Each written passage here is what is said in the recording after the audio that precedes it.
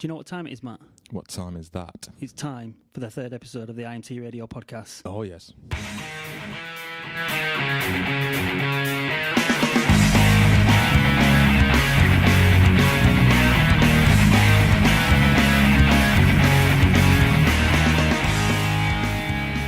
Okay, Matt, what's been happening? Oh, I've been busy, mate. I know you have. It's been a bit of a manic. Yeah, you've had an eventful day, and you've got more places to be. I know I'm up, so you got to fulfil the media commitments. You know it is. Oh yeah, that big project you've been launching. That's right. We might even do a little special episode talk about that, but we'll see what we can work together with some guests. See what we can do. So, but outside of this establishment, what else has been going on? Well, we've had the Golovkin Brook fight, haven't we? We certainly have. What were your thoughts about that? First question: should the fight have happened in the first place? Well, my knowledge on boxing isn't great. I watch it more as just because it's on and because I've got family that are into it and whatever. But I thought it was a bit of a mismatch because obviously going in, you know that Golovkin is a beast. He's got a granite chin as well. But honestly, I mean, just as a layperson, I'm not an aficionado at all.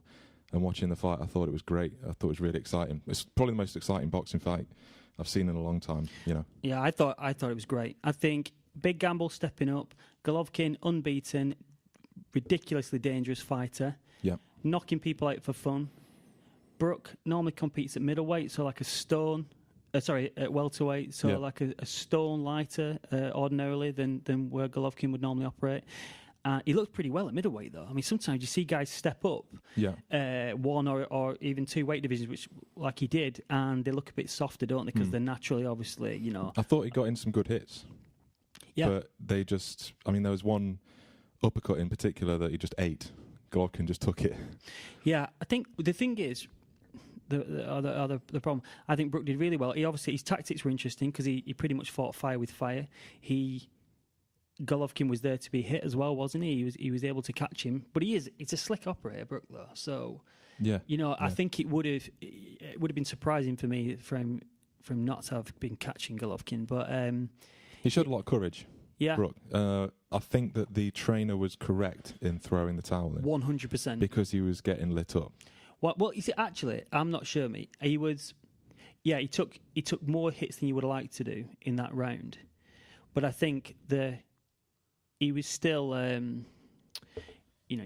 he wasn't, what's the word? He wasn't unable to defend himself at that point. However, the information which we didn't know at the time was that his eye socket was broken. It's broken up. So, if you've got that information, you're the trainer, then of course you want to be stopping that, because who knows? I mean, I've no idea what the amount of damage that A, has been done, but B, could have been done had that fight been allowed to continue. Yeah, you've heard a few times, haven't you, about guys getting detached retinas in fights, and you need to sort that out straight off the bat. Yeah, I mean, so good example, really, really exciting fight.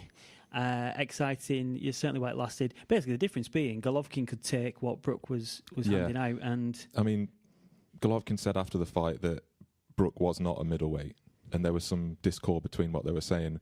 Brook reckoned that he did hurt him with a couple of those hits, but obviously Golovkin there was a lot of bravado there, and he was like, "Nah, it's fine." Yeah, I personally think, and obviously I can't be certain of this, but I think when a fighter acknowledges that he's been hit, then he's been hurt.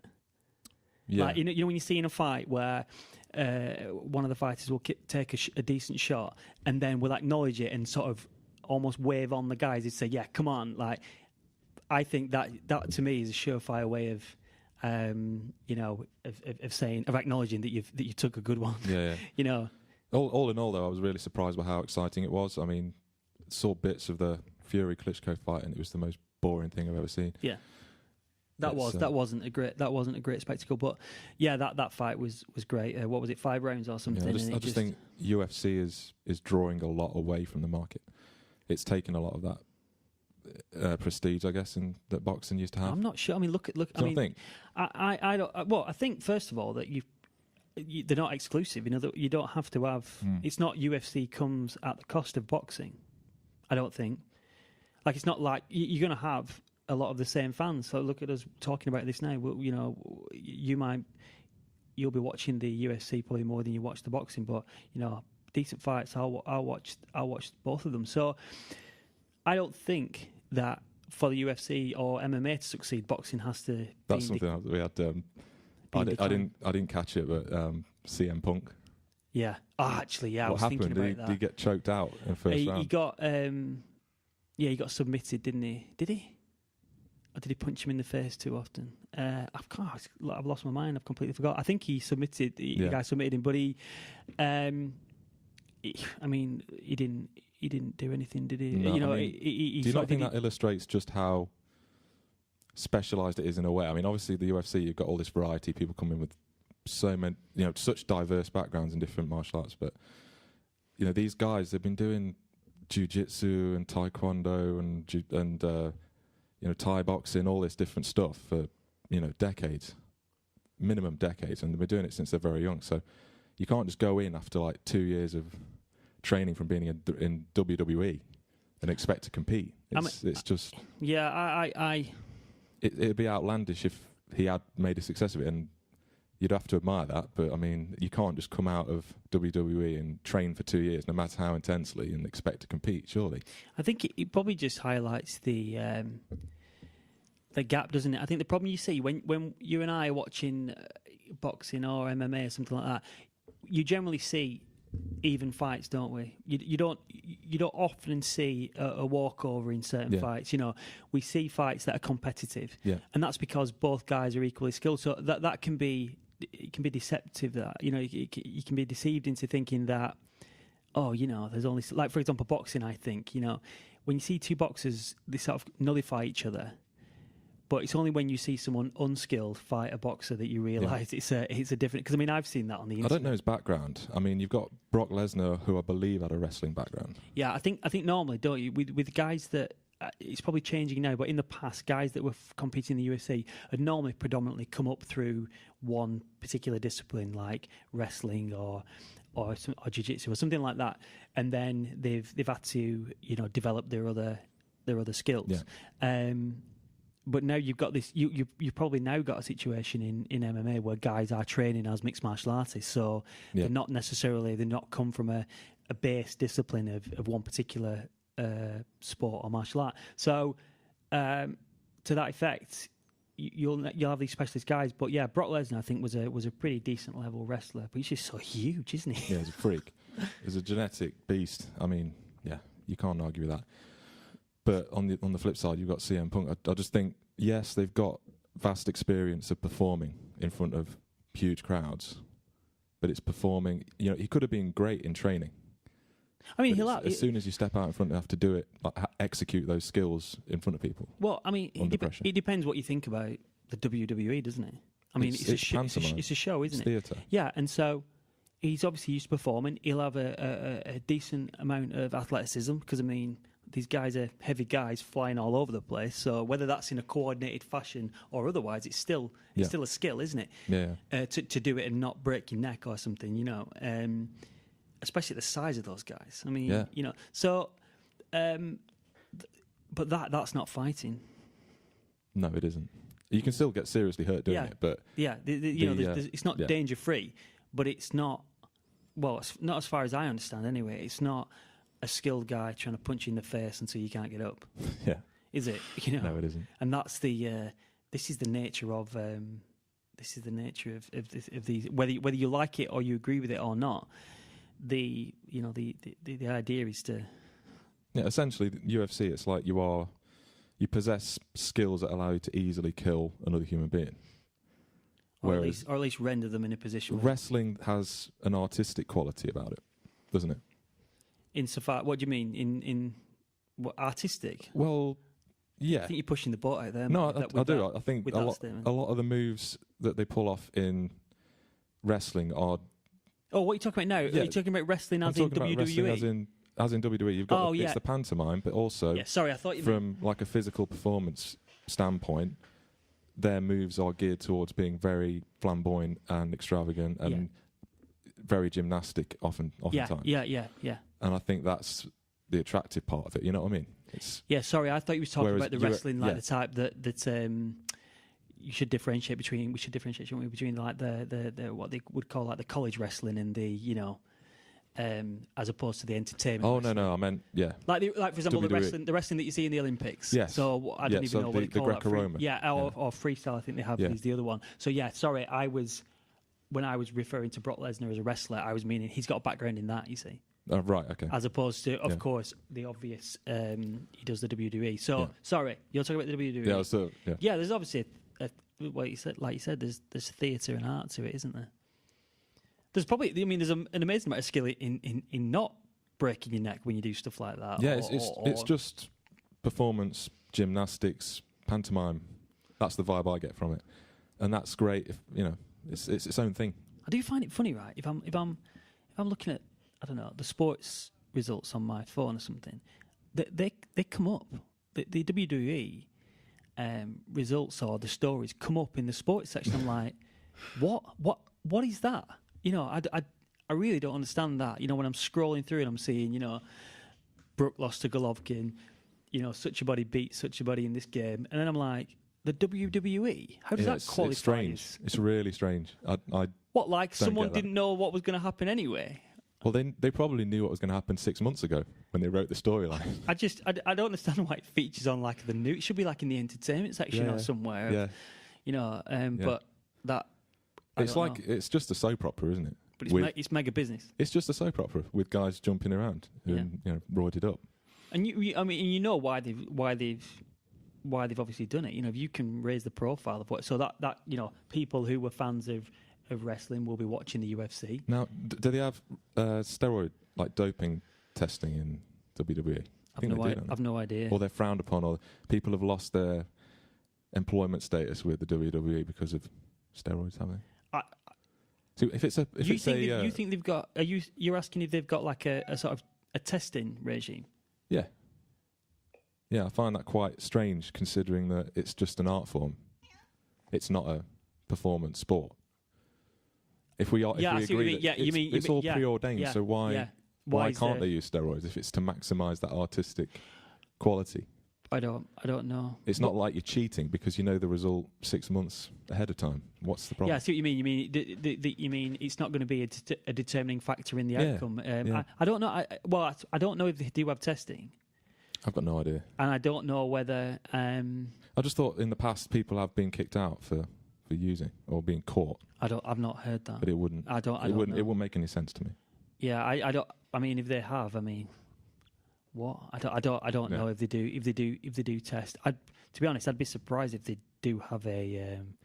Because the other thing you've got to remember is when you're talking about drug testing or performance enhanced testing of substances, that banned substances, don't they normally kind of subscribe to? Do they do it in something? Because you have some sports where they will do it in house, or do they kind of subscribe to the kind of that particular country's drug, what do they call it? Like in the UK, it's WADA, isn't it? Not WADA, sorry, it's UK. UK anti-doping, and then you've got the world anti-doping, and then you've got US anti-doping, haven't you? Yeah. I think so. I think the US anti-doping, do they like administer the UFC's drugs testing, things like that? I would have thought so, yeah. But I don't know what they oversee it. So therefore, what do you do? Because you've got things like, say, CrossFit as well. Well, there's been talk, hasn't there, of CrossFitters using that stuff. Well, whenever you get anyone doing anything, when you have the huge financial rewards for the CrossFit Games or whatever, when you get it creeping in. Yeah, you find out when you get as soon as you bring in financial rewards, and as soon as you've got a competition where being bigger, faster, and stronger gives you an advantage, it's going to come in. Then what do you do? But I was thinking was, and I can't remember what the facts are here, but I think CrossFit did their own drugs testing. I think, as opposed to subcontracting it out, but I don't know how. I don't know what the arrangements are. Like I don't know what UFC's arrangement with the US anti-doping is, and I don't know what. I certainly don't know what WWE's arrangement. I just think if it's in-house doping testing, it's like putting the fox in charge of the chicken coop. Because let's say I own the brand, I'm the owner of CrossFit, and all of my top athletes that win every year all test positive. It's in my worst interest to reveal that information, isn't it? Because I'm doing my branding, and it's got to be third party that come in and do it. Yeah, I don't know. But it's a complex issue, big time. Yeah, well, you're absolutely right insofar as what should I say? I agree with the point you're making in that if it is in-house, then why would you shoot yourself in the foot and ban all you? Because it goes back to that point you were saying a couple of weeks ago when you were saying that the drug use by athletes, that us as the general public are in part blamed for that, didn't you? You said because our need for broken world records and unbelievable feats, unbelievable achievements, then I suppose... However small the responsibility, there is some responsibility to bear. On the fan or the people who watch. Because we want to see records broken, we want to see performance improvements all the time. Yeah, and it wouldn't be great, would it, if your top guys were all shifted out because... everyone gets annoyed when the star player or their favourite player doesn't get... they've got an injury or they're on the bench or whatever, and it's like, if you're always striving for performance and improvement, you're in part putting pressure on them to achieve that by any means necessary. Matt, another question. Do you think any conversation that we have always comes down to athletes using illegal substances? It does invariably. Quite often, doesn't it? How do we manage to... I don't know. It's because we talk about sport all the time. Maybe it's like, I don't know, it's the fabric of the known universe. We always end up doing it, man. Even if we think we're not going to do it. I'll lower the tone slightly. You're going to shift tack. I'm going to shift tack. We also had last week the anniversary of 9/11, 15 years. And I was just thinking to myself the other day, actually, where was I when it happened? I remember exactly where I was. Yeah, I think everyone does, don't they? I mean, where were you? I was working as a radiographer, working in what was called a pain clinic. Taking some X-rays of some spines, or assisted in some spinal work with someone, and I remember a guy came. It was like an operating theatre type environment, and I remember a guy came in and said, "Did he say a couple of planes have flown into the World Trade Center?" And I was like, "What?" And I remember then going in and seeing there was like a TV in a staff room, and it was all over that, and so I'll always remember that 2001. Yeah, I mean, I came in. I was in year 8. And came in from school and it was on TV. That just highlights the difference in our age there, doesn't it, Matt? Yeah, I guess it does, yeah. But year 8, what does that make you, about 12 or something? I was... a year 8 would be 12, 13, yeah. Yeah. Yeah. And I'd be 21. There you go. Yeah, I was 13. It's revealed our ages. Got in and, it was plastered all over the TV and, Mum was like, 2 planes crashed into the trade centres and whatever. Crazy times. Changed everything. It did change everything. It changed the whole political landscape. Changed getting on a plane. It changed. Yeah. It changed doing anything, didn't it? Yeah, and I mean, I've got a whole host of views on this. I mean, we've probably only got time to talk about the event, as it were. I don't know. Just for a long time now, I've had doubts about what actually went on. We can all agree that planes hit the trade centres, but got a lot of questions about the actual, what happened. What are you talking about? Are you talking about? I'm not saying I'm a conspiracy theorist. Yeah, that's what I was going to ask. Are you subscribing to? What are you saying? There's doubt. Is that what I'm saying? There's doubt. Well, I'm saying that I've got questions. So, and I don't think it's wrong to have questions. I mean, I'm not a member of the 9/11 Truth Movement or anything like that. I just look at the situation, and having had time to think about it over the years and read a bit more about different things, it's like, you look at the evidence that's in front of you, which is the video footage of it happening. Does anything look funny to you about it? Why? What's your query? Go on, tell me. No, but does anything look funny to you? You know what? I suppose I'm... what am I? The happily ignorant kind of thing. Looking at... I've seen bits and bobs of things that... where people they've got question marks over what happened. The only thing I remember, which people I've seen repeatedly people question, was the nature of the way the building went down. Yeah. And so, like they were saying about, but I've noticed I've not got any knowledge about what do you call it, structured mechanics and the structures and the engineering features of a building that makes it fall one way or another. But they were talking about what looked like explosions. Are you talking about that? Like come out of the side of the building as if there was like a bit like a controlled demolition. I'm not exactly like a controlled demolition. I mean, I'm not saying that the US government did it. or anything like that. I'm just saying, if we're not on the podcast next week, you know what's happening. I'm just saying, why does it look like a controlled demolition? You pair up footage of a controlled demolition with that the 9/11 stuff. It looks similar, if not the same. So the buildings actually, they fall straight down into their foundations, and I just can't marry that up. Like, how does it fall at the rate of gravity? You mean why did it tipple over? You mean kind of thing? Or the top bit, so it gets hit 2/3 of the way up, halfway up, whatever. Why doesn't the top bit crumple off and then there's some left? Why does it just crumple like a deck of cards on one down, like pancaking down? Yeah. Why does it do that? Yeah, I don't know. I mean, that's where you'd need. I'm just thinking it's like to fall at the rate of gravity. That would have to imply that all resistance underneath has been removed, wouldn't it? Yeah, this is what I mean. I don't know what the civil engineer people and if you look as well, if you look closely, like the amount of rubble that was left over at the end of it all, when they're spraying the hoses on and what have you, it's disproportionate to the size of the building.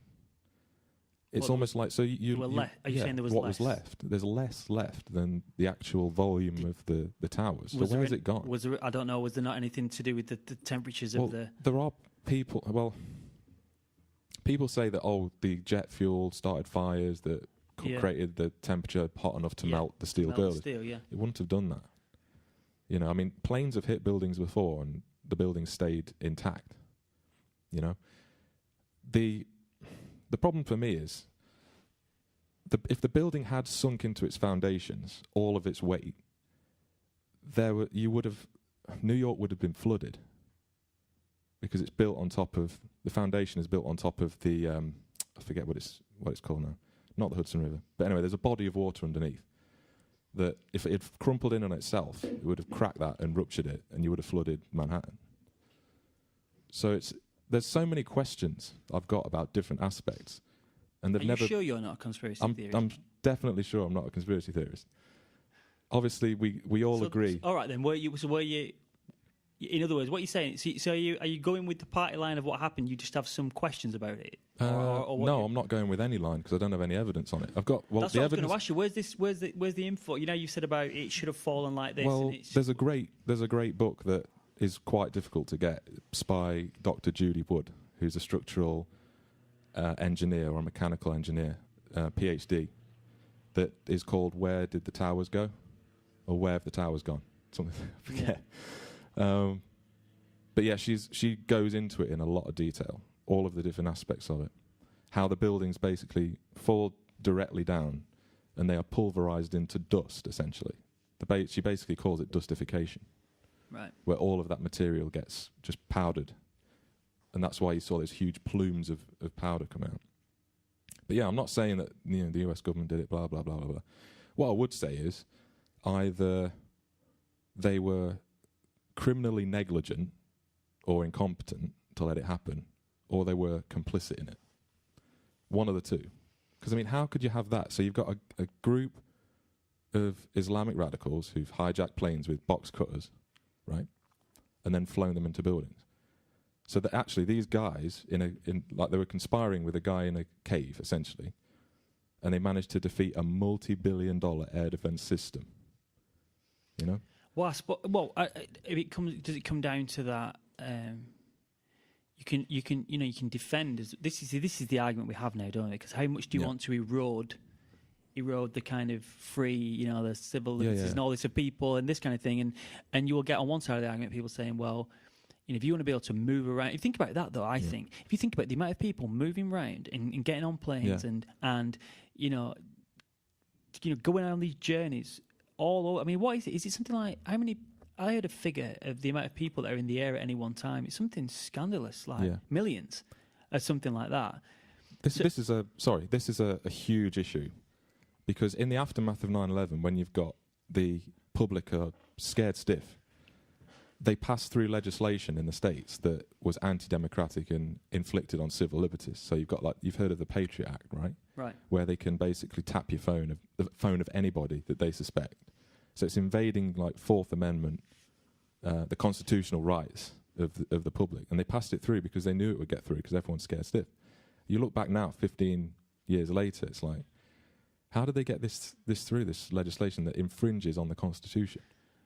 But I mean, yeah. So by preaching freedom, going around the world, going into Iraq, Afghanistan, we're standing up for freedom and democracy. They're taking that away from their own people, in a sense, letting the terrorists sort of win.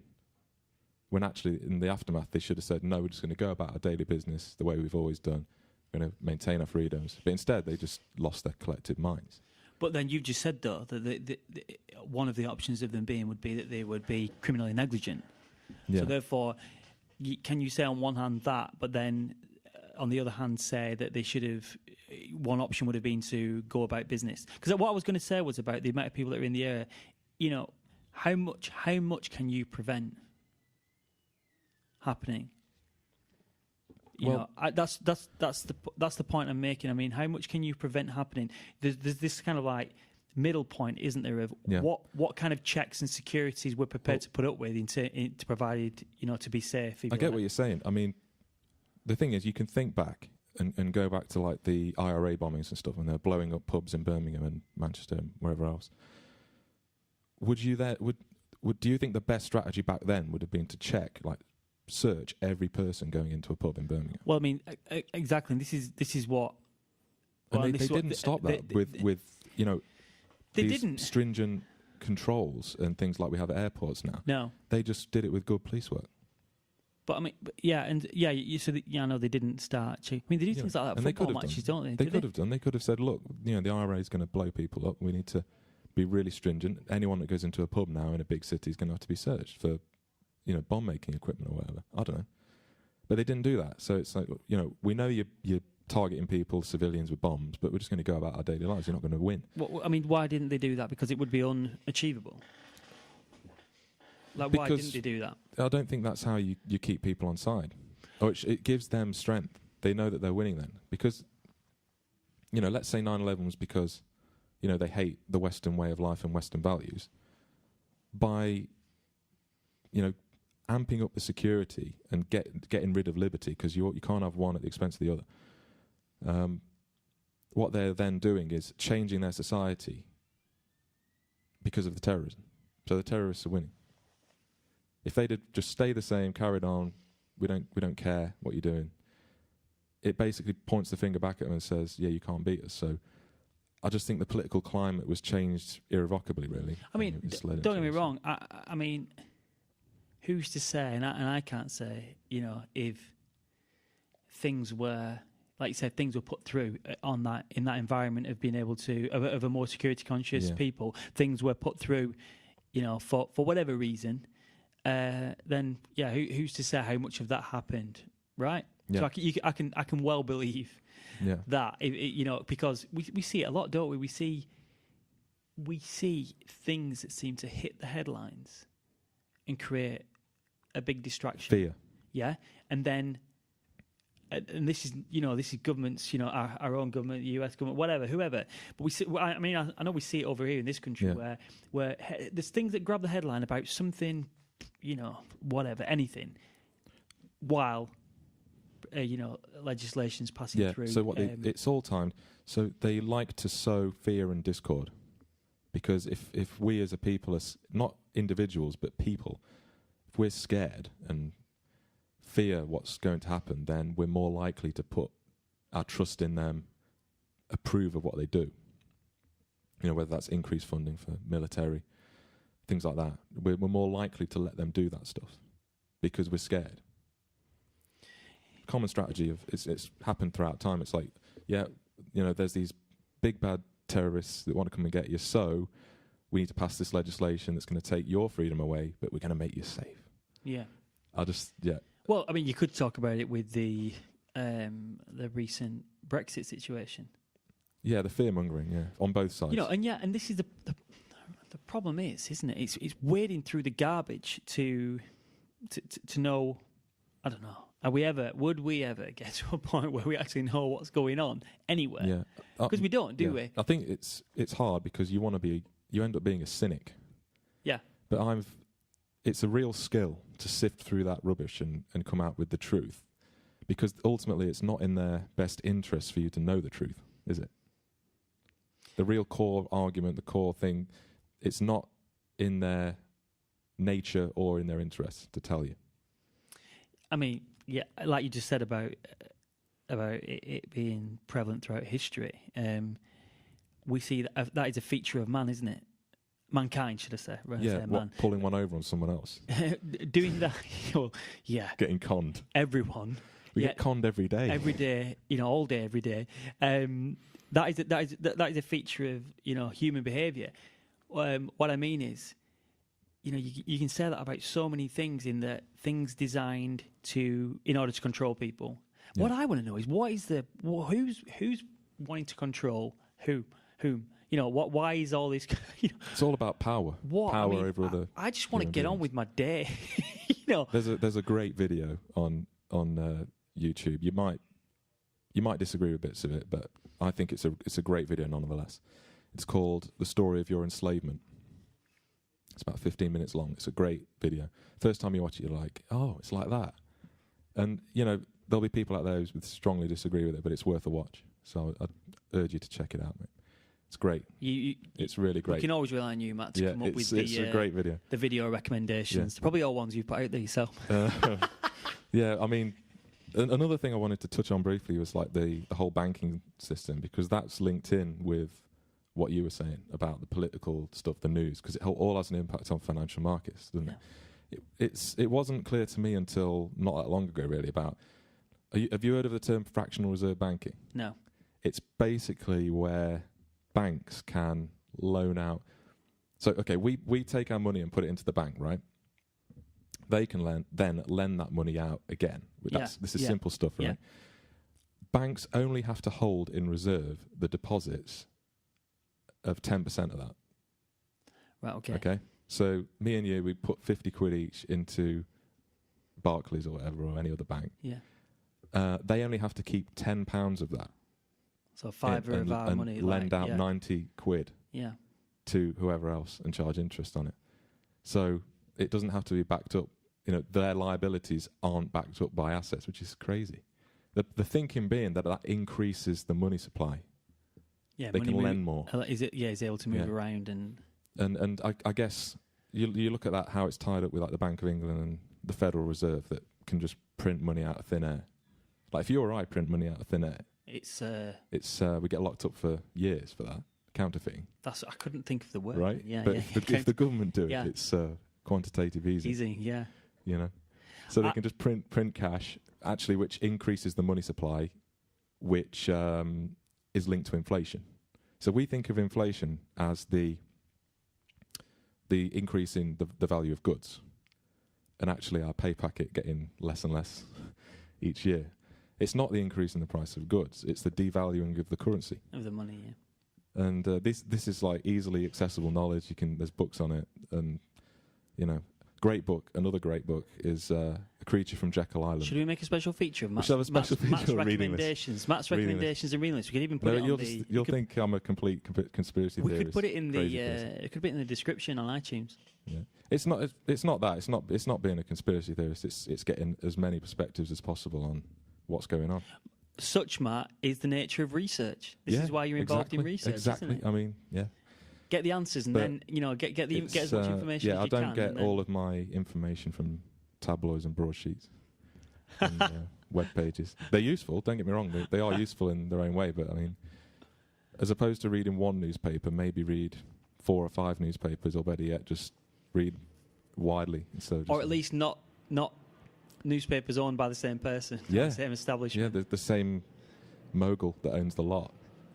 Like Murdoch, how many does he own? I have no idea. I mean, this is the thing, isn't it? It's like, look at the control. Like that, if you control media, control minds. Yeah, I mean it's kind of crazy, isn't it? Because you do, with the best will in the world, you read the paper or you watch the TV or whatever, and you do, it goes in, doesn't it? But it is a skill, isn't it? Like to think critically about something. Yeah, I mean, how many years I went for years and years where I just read a newspaper article and just take it as gospel. Just totally not think behind the lines at all. Doesn't do anything for a peaceful mind, though, does it? I don't think, this correspondent that's written this piece has their own angle and their own... Yeah. They've taken the gist of the story and then shaped it to affect their own present their own political viewpoint. And you need to be aware of that. Yeah. And come at it from different angles and get your own view on it. Well, that's what we should. I tell you what we should discuss: industry-funded research. Maybe not today. Maybe not today. Maybe next week or. Because that's interesting. What you just said. Then you could look into that. But yeah. The one thing is, it's like industry-funded research. You could argue, would the research get done without the industry? That's always the argument. That if industry were not to fund it, who would? Yeah. So whether that be drugs companies funding drug research and food manufacturers funding sugar research or something, or nutrition, nutrition research. That's why it's worth talking about. Probably it's an interesting. Yeah, we need to have a session where we talk about just the. It's an interesting one. The dietary guidelines over maybe the past. Yeah, we'll get someone years. in for that. Yeah, it'd be good to have either a debate or a discussion on it. Put that on the health podcast as well. That'd be really good to do that, because there's so much, isn't there? Yeah, many different camps and views. And we'll get. It can be quite murky, I think. Yeah, because we've got plenty of colleagues, haven't we, on that? We can call upon. I mean, there's people beating a path to our doormat to get on this podcast, aren't there? There's hundreds of them. So we're going to be okay for that. Right, Matt, we're going to have to wrap that up. I've got people to see, things to do. No problem. Enjoy it. So what we're going to do, we're going to put out another podcast soon because we're getting a special guest, aren't we? Yeah, special guest next week. Special guest next week. So we'll all will be revealed, as it were. Who knows, man? It's going to be great.